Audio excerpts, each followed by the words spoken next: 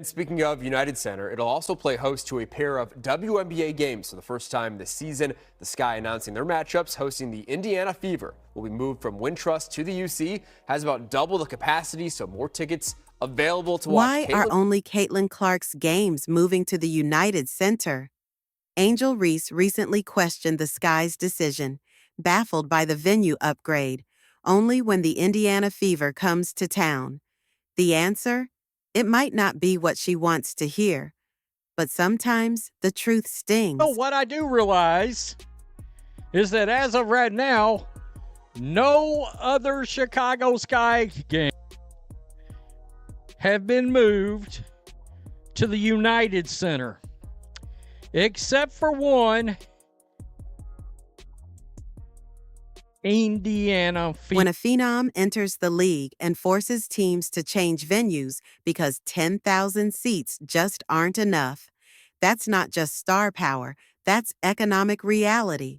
The Indiana Fever shattered records last season, drawing nearly 341,000 fans to Gainbridge Fieldhouse. The Chicago Sky, not even close, yet somehow Angel has convinced herself they've played an equal role in growing the game. We've got all the Szechuan, screenshots, sales numbers, and receipts, exposing this embarrassing arena situation. And let's just say, Angel is absolutely furious. The Chicago Sky have finally done what we've been asking for, which was to schedule the games against the Fever at the United Center. And also, in case you weren't already aware, the United Center is the biggest basketball arena in the country. Both home games against the Fever have been scheduled at the United Center. Did you catch how fast the Chicago Sky announced they're moving only the Indiana Fever games to the United Center? Let's talk about what that really means. The Chicago Sky just dropped a bombshell that has the WNBA world buzzing. They're relocating 2 games in the 2025 season to the iconic United Center. And guess which matchups those are? That's right, both games against Caitlin Clark and the Indiana Fever. This isn't just a simple venue change, it's a statement, and it speaks volumes. Caitlin coming to town, man, all these teams are going to cash in on that. It's just the nature of the business at this point. One fan saying, let's go Fever, taking over the United Center. I can't wait. The Angel Reese effect, no. They know better than to leave free money on the table when the face card comes to town. Yeah, man, because we remember last time Caitlin Clark was there, bro, the arena erupted. They had all season to make the move, but they didn't. The Chicago Sky played their entire 2024 season at the modest 10,000-seat Wintrust Arena.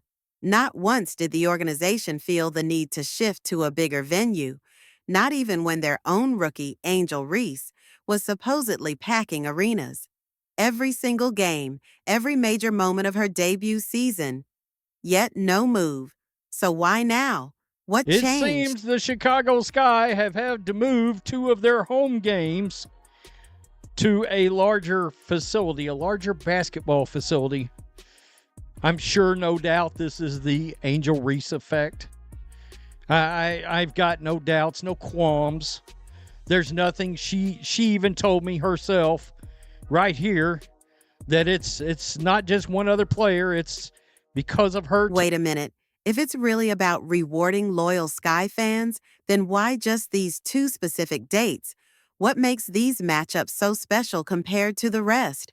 Now suddenly, with Clark coming to town, Sky President Adam Fox is talking about rewarding fans' passion and dedication. His exact words? Chicago Sky fans have consistently shown up for the team and the city, and we want to reward their passion and dedication by bringing this excitement to an expanded capacity. But if that's the case, why not do it for every game? One of the hottest tickets in the WNBA, Caitlin Clark, coming back to the city that she owns, coming back to Chicago after Chicago gave her such a warm welcome last year. They threw Barbie night for Caitlin Clark's arrival. They gave her pink towels. The fans were lined up on the side. She was signing autographs. How is Chicago going to welcome Caitlin Clark this next year around? How are they going to top Barbie night in a 9,000 seat arena? Well, easy. We move Barbie Night to a 21,000 Star power in the arena. WNBA is shifting, and the numbers don't lie. The United Center holds nearly 21,000 fans for basketball, more than double Wintrust Arena's capacity. This isn't just a venue change, it's a business move that speaks volumes. The demand is undeniable, and the truth, hard to ignore. This is the motion that the Indiana Fever / Caitlin Clark. See the pattern? Chicago isn't alone in this shift. Look around the league. The Washington Mystics, Las Vegas Aces, Atlanta Dream, and Connecticut Sun have all made the same move, relocating their games against the Fever to larger venues. And it's not random. These teams aren't just picking any matchup to upgrade. They're targeting one name in particular, Caitlin Clark. Caitlin Clark and Fever games getting moved to bigger venues on the road is normal at this point in time. We see it happen quite often whenever that Fever show comes to town. But in this case, it is interesting considering the opponent and considering the venue. The social media buzz says it all. Fans are fired up, voicing frustration over the fact that only games featuring Caitlin Clark are getting the upgrade treatment. The debate, whether Angel Reese's star power is being undervalued. Some fans aren't holding back, arguing that if Reese were truly as popular as Clark, more of her games would be getting the same primetime push. The disparity has sparked heated discussions. Does the spotlight shine equally, or is one name carrying My more goodness. weight? America's team versus the team who has the person who is the scourge of society. Oh, God. Oh, man. Quote, they watch for me, too. Barbie Night? Which one is Barbie Night? You got to think one of the two is going to be Barbie Night, right? Look at this. Laughing my ass off. Caitlin is really giving every single team a fundraising game. I am weak. My GOAT is simply different. Here's the reality. Actions speak louder than words. What makes this situation even more awkward is how directly it contradicts the narrative Angel Reese pushed all last season. She repeatedly positioned herself as an equal draw to Clark, insisting that people were tuning into women's basketball because of her, too. But then comes the Sky's decision, moving only Clark's games to the United Center. That sends a loud and clear message. Who's really filling the seats? We'll be moving to the United Center. So that's significant in the sense of it will be the first games ever played by WNBA teams in the United Center. The game's on Saturday, June 7th and Sunday, July 27th. One had a date change. But they will be moving to the largest capacity arena in the NBA. You know, more than double, I believe, what the Sky's typical home arena is able to hold. And of course, I mean, this is a duh for so many reasons. Why are they moving these games?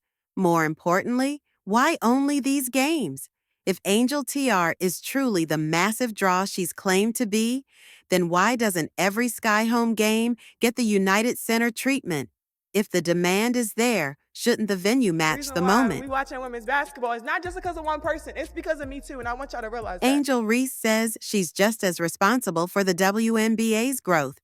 But are the turnstiles keeping score? Let's break it down. Do the numbers back up her bold claims, or do they tell a completely different story? Let's find out. People say this is because of Angel Reese. They can't say this because of Angel Reese, because for the simple fact, a lot of their games would have moved to bigger arenas if that was the case. They can't not say this. I know people want it, and I know people be mad about this, bro. Y'all shouldn't be mad about this, bro. This is just the reality of the situation. You're not a hater. You're not none of that if you say Angel's not as big as Caitlin, because she's not, guys. That's the reality of it all, bro. If Angel truly brought the same star power, wouldn't the Sky be rushing to move all their home games to the United Center? Wouldn't every matchup featuring Reese be a guaranteed sellout? Think about it.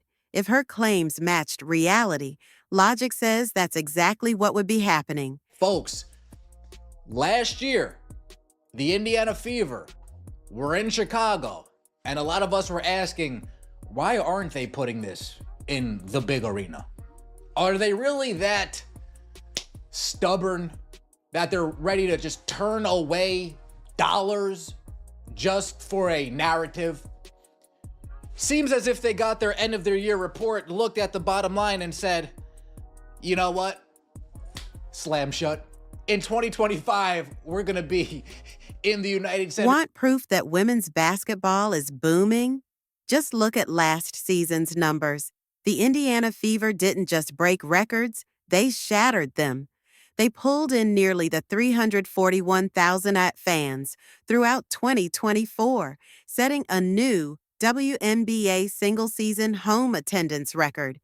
That's a jaw-dropping 36% increase over the previous record, which had stood since the New York Liberty set it way back in 2001. This wasn't just growth, it was a seismic shift in how many people were willing to pay to watch women's basketball. Fever are going to be over 200,000 higher than the next highest total attendance in league history. Clarkonomics, my friend. Want to know what really stands out? Just look at the biggest crowds. The Fever shattered the 20,000 attendance mark, not once, not twice, but 3 times during their 2024 campaign. The Sky, even with Angel Reese on their roster?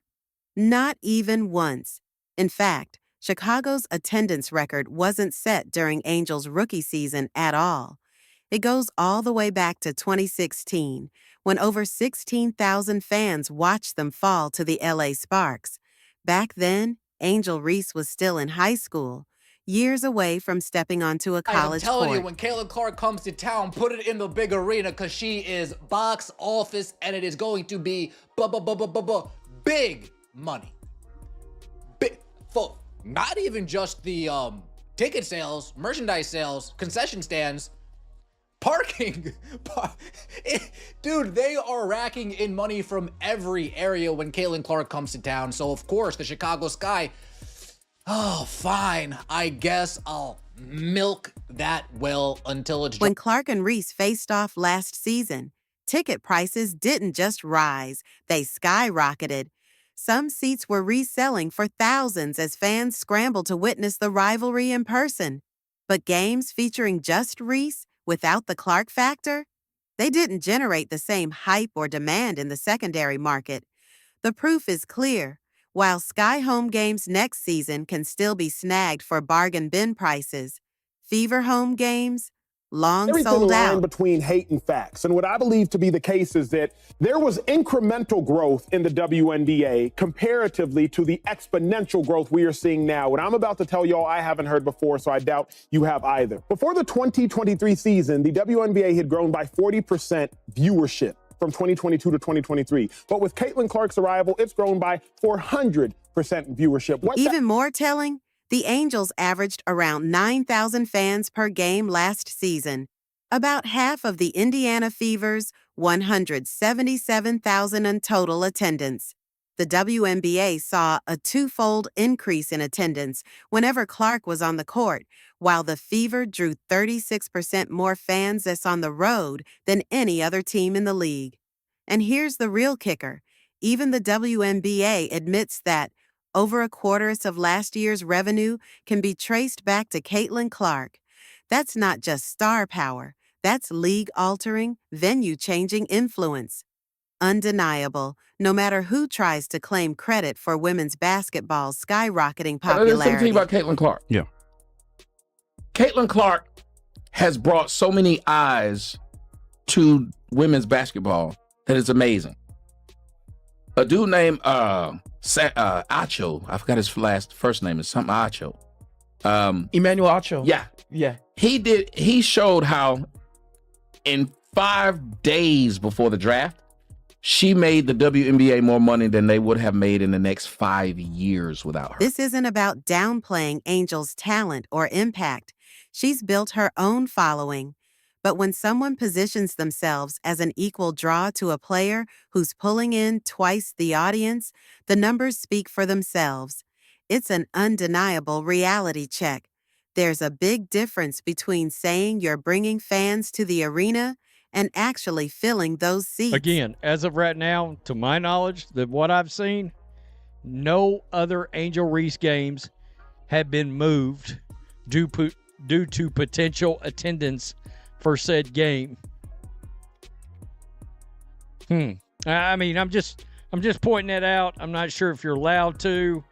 I've been told, Angel Reese told us it was because of her too. They're coming because of me.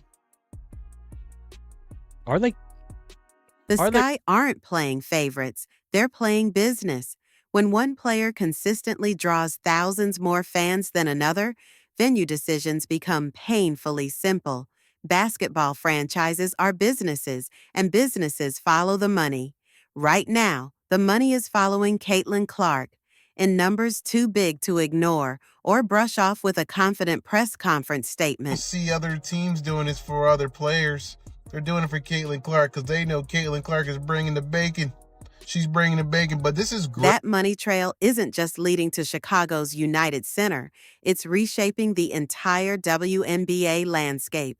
What first seemed like a one-off business move by the Sky has quickly revealed itself as part of a league-wide transformation, all fueled by one player's drawing power. Teams aren't upgrading venues out of generosity. They're responding to an economic force too big to ignore. CC hype is real. Is this the Caitlin or Angel effect? Stop it. Caitlin Clark effect. GOAT. Let's go see what the Fever fans got to say. I mean, seriously, the Angel Reese effect. Sarcasm. Every venue CC plays in, the Caitlin Clark effect. The domino effect is spreading faster than anyone expected. The Washington Mystics didn't just stick to their usual arena for Fever matchups. They moved to Baltimore's CFG Bank Arena, packing in nearly 15,000 seats. The Connecticut Sun? They left their traditional home court for the legendary TD Garden in Boston, home of the Celtics. This isn't a coincidence. It's a calculated response to an overwhelming surge in demand. What makes it even more fascinating? Caitlin Clark saw this coming.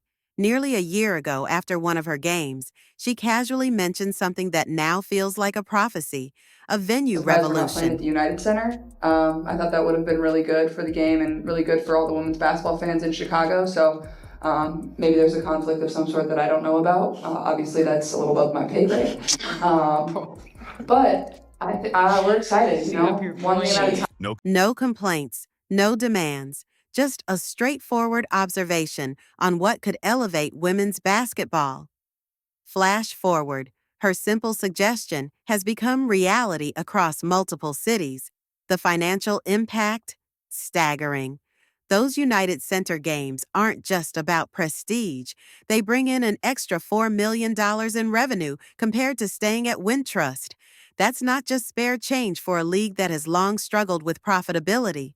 $4 million from just 2 games. Remember, the Washington Mystics also moved 2 of their games yesterday, too. I wonder if those were Angel Reese games. Oh, they weren't. They weren't Angel Reese games. They were Indiana Fever games. I mean, I don't know what to tell you. When league executives look at these numbers, they're not seeing a passing trend. They're witnessing a sustainable business opportunity. Franchises that once operated on tight margins now have a clear path to financial growth. The question isn't if they should capitalize on Clark's drawing power. It's how fast. They can lock in bigger venues before someone else does. Meanwhile, Angel Reese's off-court ventures paint a different picture. Her participation in the unrivaled 3x3 league didn't exactly set viewership records on fire. In fact, reports suggest she barely moved the needle.